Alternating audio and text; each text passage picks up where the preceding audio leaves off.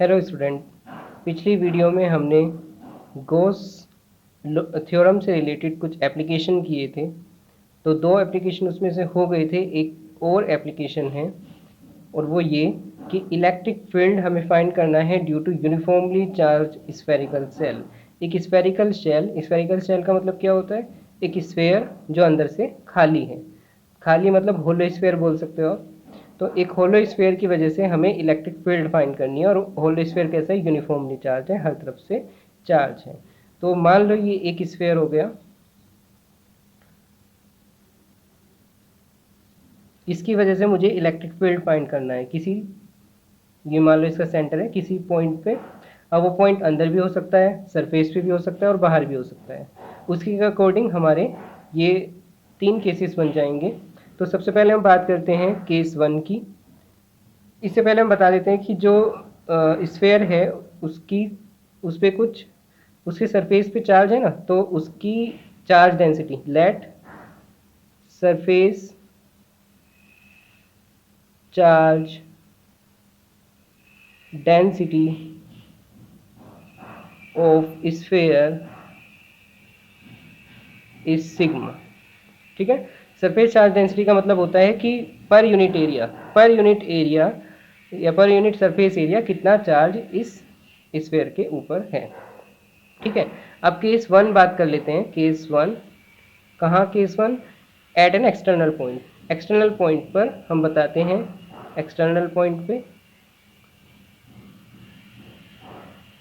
Electric field क्या निकल के आएगी। तो यहाँ पर कुछ यूनिफॉर्म चार्ज है, तो मान लो सब तरफ प्लस प्लस चार्ज है, प्लस प्लस चार्ज। और यहाँ से कुछ आर डिस्टेंस दूर हमें कोई पॉइंट पी है, यहाँ पर इलेक्ट्रिक फील्ड बतानी है। तो कैसे बताएंगे? इस स्फेयर के कॉन्सेंट्रिक, कॉन्सेंट्रिक मतलब सेम सेंटर लेके, और पी पॉइंट उस स्फेयर की एक तरह से सरकमफ्रेंस पर आ जाना चाहिए। हम एक स्फेयर ड्रॉ करते हैं। ठीक है। क्योंकि हम गॉस लॉ अप्लाई कर रहे हैं तो हमें एक गॉसियन सरफेस चाहिए, यानी क्लोज सरफेस जिसके अंदर ये स्फेयर बंद हो। ठीक है। तो एक स्फेयर लिया है। अच्छा, इस स्फेयर का चार्ज कितना है? इस स्फेयर की रेडियस कितनी है? मान लो आर है। और एक आर डिस्टेंस पे हमें इलेक्ट्रिक फील्ड फाइंड करना है, और उस स्फेयर का जो हमने स्फेयर बनाया इसे हम क्या बोल दे सकते हैं? गॉसियन सरफेस बोल सकते हैं। Gaussian surface. ठीक है। ये स्फेयर है और इसकी रेडियस आर है। ठीक है। तो हमारे पास फॉर्मूला क्या है? Gauss law, from Gauss law भाई ई डॉट डी ए, यानी फ्लक्स क्या होता है? क्यू अपॉन एप्सिलॉन नॉट के बराबर होता है। कितना चार्ज इनक्लोज है। ठीक है। तो अभी हमें इलेक्ट्रिक फील्ड और एरिया की डायरेक्शन चाहिए। अच्छा, मैंने आपको बताया था कि एरिया की डायरेक्शन को कैसे निकालते हैं। मान लो जो भी हमारा सरफेस है उस पर हम बाहर की तरफ एक नॉर्मल ड्रॉ करते हैं। तो इस अच्छा, सरफेस पर नॉर्मल कैसे बनाते हैं, परपेंडिकुलर कैसे बनाते हैं? तो जिस पॉइंट पर भी हमें नॉर्मल फाइंड करना होता है उस पॉइंट पर एक टेंजेंट बनाते हैं सबसे पहले। ठीक है। ये आ गई टेंजेंट। अब आपको पता है टेंजेंट और रेडियस आपस में परपेंडिकुलर होते हैं स्फेयर के केस में या सर्कल के केस में। तो इसका मतलब ये है कि इस पॉइंट पर, यानी इस टेंजेंट के परपेंडिकुलर क्या है? रेडियस है। यानी रेडियस वाली जो डायरेक्शन है ये इस पॉइंट पर परपेंडिकुलर होगी। अच्छा, परपेंडिकुलर क्या होता है? बाहर की तरफ जो नॉर्मल ड्रॉ किया जाता है। यानी एरिया की डायरेक्शन क्या हो गई? डी ए इस तरफ होगी, डी ए। ठीक है। अब इलेक्ट्रिक फील्ड की डायरेक्शन कहाँ? इलेक्ट्रिक फील्ड ये पॉजिटिव चार्ज है, ये सब तरफ पॉजिटिव चार्ज है, तो आप मान सकते हैं कि इलेक्ट्रिक फील्ड की डायरेक्शन पॉजिटिव चार्ज से दूर की तरफ होगी, जैसे कि हमने दो केसेस में पढ़ा है। ठीक है। तो इलेक्ट्रिक फील्ड और एरिया दोनों सेम डायरेक्शन में है। तो ई डॉट डी ए, इसका मतलब क्या हुआ? ई डी ए कोस थीटा। थीटा क्या है इस केस में? क्योंकि दोनों सेम ही डायरेक्शन में, तो थीटा हो गया इसमें 0 डिग्री, यानी क्यू अपॉन एप्सिलॉन नॉट, यानी ई डी ए, भाई कोस जीरो तो 1 होता है, तो E D A equal to Q upon epsilon naught. अब देखिए, सबसे पहले तो मैं ये बता दूं कि इस गॉसियन सरफेस का हर एक पॉइंट, भाई ये स्फीयर है क्योंकि, तो हर एक पॉइंट सेंटर से कितनी डिस्टेंस पर है, सेम डिस्टेंस पर है, आर डिस्टेंस पे हर एक पॉइंट इस स्फीयर पे। जो हर एक पॉइंट है जो गॉसियन सरफेस हमने ड्रॉ किया है सब आर डिस्टेंस पे है। तो अब इलेक्ट्रिक फील्ड क्या होती है, डिस्टेंस पे डिपेंड करती है। चार्ज पे भी डिपेंड करती है, पर चार्ज को छोड़ते हैं अभी। इलेक्ट्रिक फील्ड डिस्टेंस पे डिपेंड करती है। अब डिस्टेंस तो हर एक पार्टिकल की सेम है इस पूरे गॉसियन सरफेस पर। इसका मतलब ये है कि हर एक पॉइंट पर इलेक्ट्रिक फील्ड सेम होगा। और एरिया की डायरेक्शन क्या होगी, बाहर की तरफ, आउटवर्ड नॉर्मल। तो रेडियस की डायरेक्शन भी हर जगह, एरिया की डायरेक्शन भी हर जगह सेम रहेगी, और इलेक्ट्रिक फील्ड की डायरेक्शन भी हर जगह सेम, और इलेक्ट्रिक फील्ड भी हर जगह सेम रहेगा। As all points on Gaussian surface is at the same distance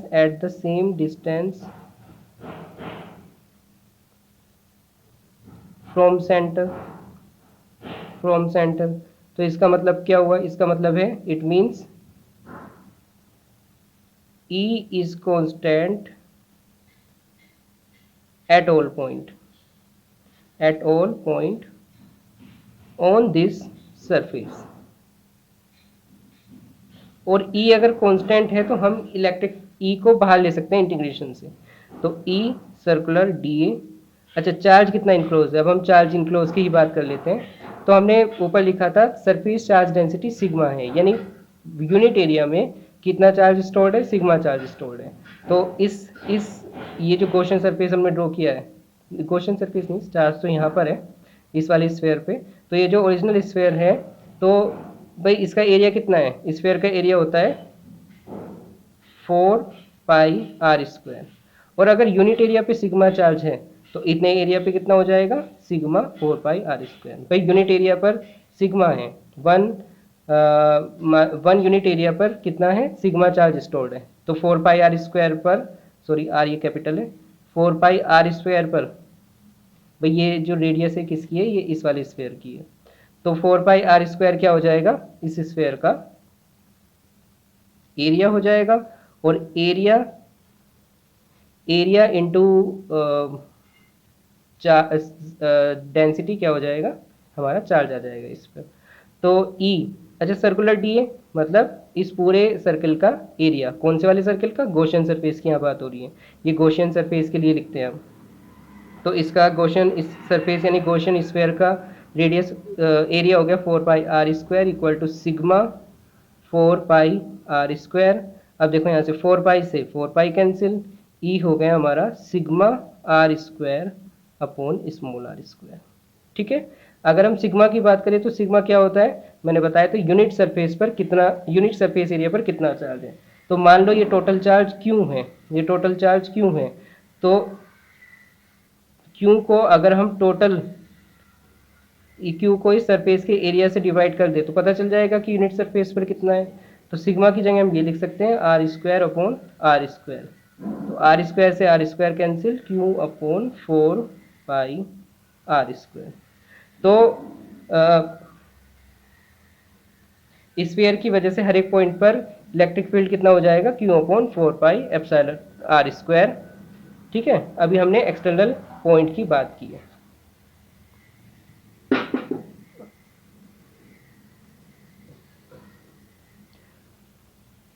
तो हम ऐसे लिख सकते हैं E vector equal to 4q upon 4π। Okay okay okay okay, एक चीज़ छूट गई, एप्सिलॉन नोट। ये एप्सिलॉन नोट फॉर्मूले में होता है। तो epsilon naught epsilon naught epsilon naught epsilon naught epsilon naught, तो 4π नोट r²। और कौन सी डायरेक्शन, ये देखिए यहाँ पे ये स्फीयर आपको दिखाई दे रहा है। तो ये वाली डायरेक्शन को, रेडियस की तरफ जो डायरेक्शन है, इसे हम आर कैप बोल देते हैं, आर कैप। तो ये हो जाएगा आर कैप। ये इलेक्ट्रिक फील्ड का एक्सप्रेशन हो गया at an internal point, sorry at an external point. At the surface, surface पर क्या होगा, एट द सरफेस, वही सरफेस पर आर, स्मॉल आर हम क्या ले सकते हैं, कैपिटल आर के बराबर ले सकते हैं, क्योंकि उस टाइम पे गॉसियन सरफेस हमें क्या कहाँ ड्रॉ करना पड़ेगा, सीधे सरफेस पे ही ड्रॉ करना पड़ेगा। तो उस केस में ई हो जाएगा Q upon 4 pi epsilon naught capital R square. अब हम इंटरनल पॉइंट पर बात कर लेते हैं। At an internal point, internal point, तो ये हमारा केस 1 है, केस 2 है, और ये हमारा केस 3 है। अच्छा, इंटरनल पॉइंट पे देखो, आप फिगर दोबारा से देखते हैं। तो इंटरनल पॉइंट पर, या नया फिगर बना लेते हैं, फिर ज़्यादा कुछ गड़बड़ हो जाएगी। तो ये इसकी जो रेडियस है वो r है, और इस पर प्लस चार्ज है, और हम इसके इंटरनल पॉइंट पे, किसी अंदर के पॉइंट पे इलेक्ट्रिक फील्ड फाइंड करना चाहते हैं। मान लो यहाँ फाइंड करना चाहते हैं, तो एक गॉसियन सरफेस बनाएंगे जो इस पॉइंट से पास हो रहा हो, और इस स्फीयर के कॉन्सेंट्रिक। ठीक है। अब चार्ज इनक्लोज, कितना चार्ज इनक्लोज है इस, ये जो हमने सरफेस बनाया है इसमें कितना चार्ज इनक्लोज है, 0 चार्ज इनक्लोज है। तो 0 चार्ज इनक्लोज है, तो गॉस थ्योरम के according E dot D A क्या हो जाएगा, E dot D A equal to Q upon epsilon naught, और क्यू 0 है तो 0 अपॉन एप्सिलॉन नॉट 0। अगर फ्लक्स 0 है तो इसका मतलब अंदर इलेक्ट्रिक फील्ड क्या हुआ, इलेक्ट्रिक फील्ड भी 0 हुआ। तो इंटरनल पॉइंट पे, अंदर के किसी भी पॉइंट पे इलेक्ट्रिक फील्ड 0 होता है। ठीक है। अब बस हम कुछ क्वेश्चंस कर लेते हैं। तो क्वेश्चन नंबर ये 10 है। तो 10th क्वेश्चन हमारा ये है कि a point charge of +2 microcoulomb is at the centre of cubic Gaussian surface. एक क्यूब है, एक क्यूब है,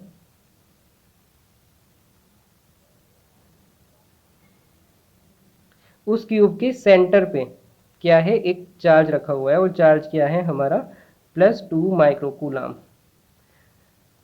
और जो Gaussian surface, centre of a cubic Gaussian surface 9 centimetre on edge, यानी इसकी जो 9 सेंटीमीटर एज है।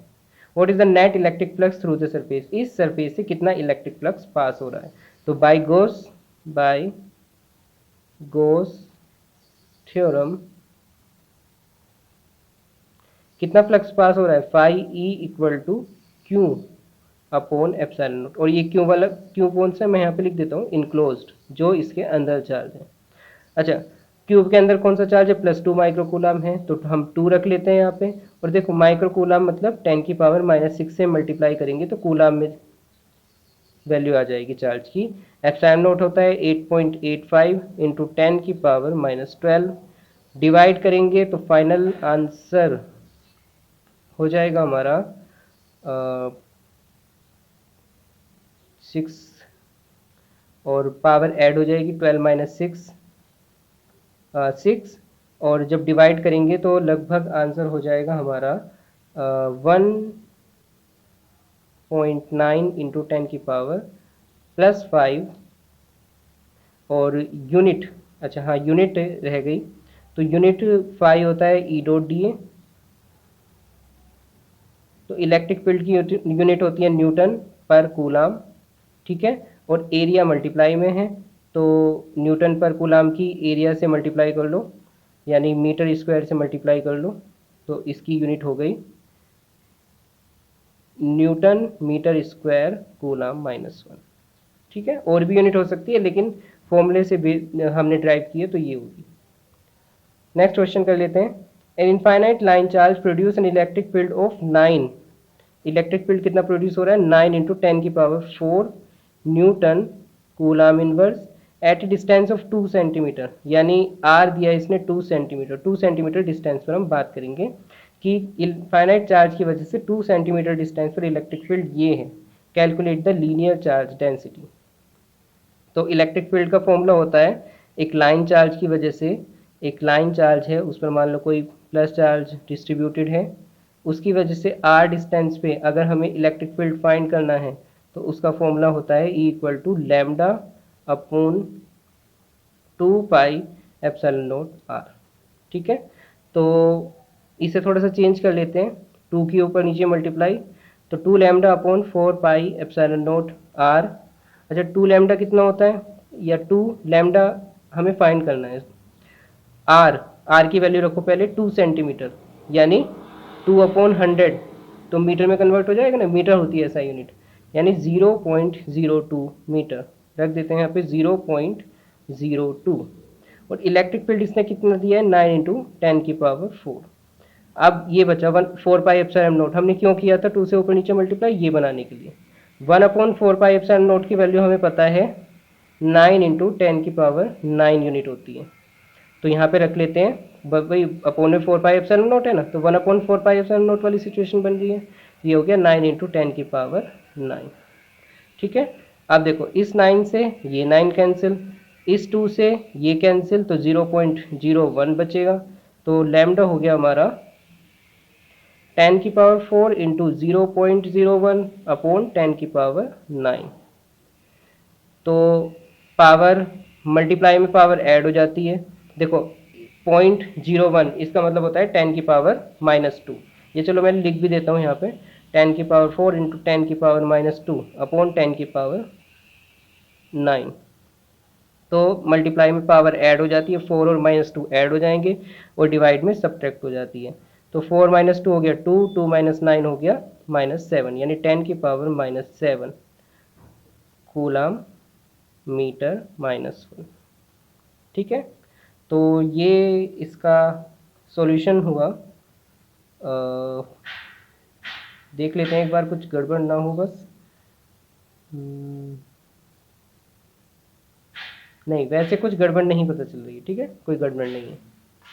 अब एक लास्ट क्वेश्चन हमारा रह गया है, वो इस चार्ज की हमने स्फीयर वाला पढ़ा है ना, अभी ये कंडक्टिंग स्फीयर है, तो उसकी वजह से। अच्छा कंडक्टिंग स्फीयर कैसा होता है, मान लो एक स्फेरिकल सेल है, तो इस पर क्या था, चार्ज ऊपर की तरफ डिस्ट्रीब्यूट था। अब स्फीयर, कंडक्टिंग स्फीयर का मतलब है कि चार्ज, ये जरूरी नहीं है ये होल स्फीयर हो, ये सॉलिड स्फीयर भी हो सकता है, अंदर से भी सॉलिड हो। लेकिन कंडक्टिंग कहा है उसने, तो कंडक्टिंग का मतलब है सारा का सारा चार्ज सरफेस पे ही आ जाएगा। और जब सारा का सारा चार्ज सरफेस पे आ जाएगा, इसका मतलब हम स्फेरिकल शेल वाले फॉर्मूले अप्लाई कर सकते हैं। ठीक है। तो इसकी जो रेडियस दी है, हम क्वेश्चन पढ़ेंगे एक बार। Uniformly charge conducting sphere of 2.4 metre diameter. अच्छा 2.4 मीटर डायमीटर दे दिया इसने, थोड़ा सा और एक्स्ट्रा बढ़ा दिया, 2.4 metre diameter has a surface charge density, हम सिग्मा से डिनोट करते हैं surface charge density, 80 microcoulomb per metre square. सबसे पहले तो हम इसे ही चेंज कर लेते हैं, माइक्रोकूलम का मतलब है हमें 10⁻⁻6 से मल्टीप्लाई करनी पड़ेगी, तो कूलम पर मीटर स्क्वायर आ जाएगा। ठीक है। और डायमीटर भी दे रखा है 2.4 मीटर, यानी रेडियस हो जाएगी, रेडियस होती है 2.4/2 1.2 metre. The charge on the sphere, अब स्फीयर पर कितना चार्ज स्टोर्ड है ये हमें फाइंड करना है। Surface charge density, surface charge density, surface charge density, इसका फॉर्मूला होता है sigma equal to charge Q upon area. Charge upon area, जैसे मास अपॉन वॉल्यूम डेंसिटी होती है ना, ऐसी चार्ज डेंसिटी, अगर सरफेस की बात करें सरफेस चार्ज डेंसिटी, तो चार्ज अपॉन एरिया होता है 4πr²। तो क्यू कितना दे रखा है, क्यू तो अच्छा निकालना है 4 पाई, और आर कितना दे रखा है 1.2, और उसको होगा स्क्वायर। सिग्मा कितना दे दिया इसने 80 इंटू 10⁻⁻6, तो क्यू कितना आ जाएगा यहाँ से 80 इंटू 10⁻⁻6 4 पाई, चलो ऐसे ही रख लेते हैं, 1.2 का स्क्वायर 1.44। अब बस हमें मल्टीप्लाई करनी है, तो मल्टीप्लाई क्या हो जाएगी, कैलकुलेशन ऐसे ही कर लेते हैं, 80 इंटू 10⁻⁻6, 4 की 1.4 में 4 4 से 16 कैरी 1, 4 4 से 16 17 कैरी 1, 4 1 से 4 और 1 5। 8 से भी मल्टीप्लाई कर लेते हैं, 8 6 जा 48 कैरी 4, 8 7 जा 56 और 4 60 कैरी 6, 8 5 जा 40 और 6 46, और एक जीरो ये है, पॉइंट के बाद 2 डिजिट, तो पॉइंट यहाँ पे आ जाएगा इंटू 10⁻⁻6। तो थोड़ा सा, या चलो ये ऐसे लिख लेते हैं। अच्छा, पाई और था यहाँ पे, पाई। तो 460.8 पाई और 10 की पावर 6 का मतलब आप माइक्रो कूलाम लिख सकते हैं। ठीक है। दूसरी पार्ट इसने कहा कि what is the total electric flux living the surface, तो कितना इलेक्ट्रिक फ्लक्स इस सरफेस से पास हो रहा है। तो बाय गोस थ्योरम, तो कितना सरफेस पास हो रहा है किसी क्लोज सरफेस से, गोस कहते हैं Q enclosed divided by epsilon not. कितना चार्ज इनक्लोज है वो हमने निकाल लिया, 460.8 पाई माइक्रोकूलाम अपॉन एप्सिलॉन नॉट। ठीक है। तो थोड़ी सी कैलकुलेशन मुश्किल हो जाएगी। तो 460.8 पाई का मतलब होता है 22/7, माइक्रो का मतलब होता है 10 की पावर -6, एप्सिलॉन नोट का मतलब होता है 8.85 इंटू 10 की पावर -12। तो ये थोड़ी सी कैलकुलेशन हो जाएगी, तो पर चलो जो भी कैलकुलेशन आएगी फाइनल आंसर हमारा ये बचेगा। ठीक है। या थोड़ी सी और कैलकुलेशन कर लेते हैं। तो कुछ नहीं करेंगे, 460.8 इंटू 22/7 इंटू 8.85 और 10 की पावर -12 ऊपर जाएगा और 6 में से सब्ट्रैक्ट हो जाएगा तो 10 की पावर 6 यूनिट ये बचेगा।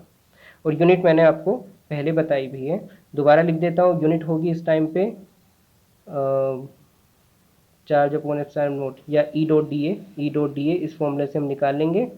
तो ये होता है न्यूटन मीटर स्क्वायर कूलाम -1। ठीक है।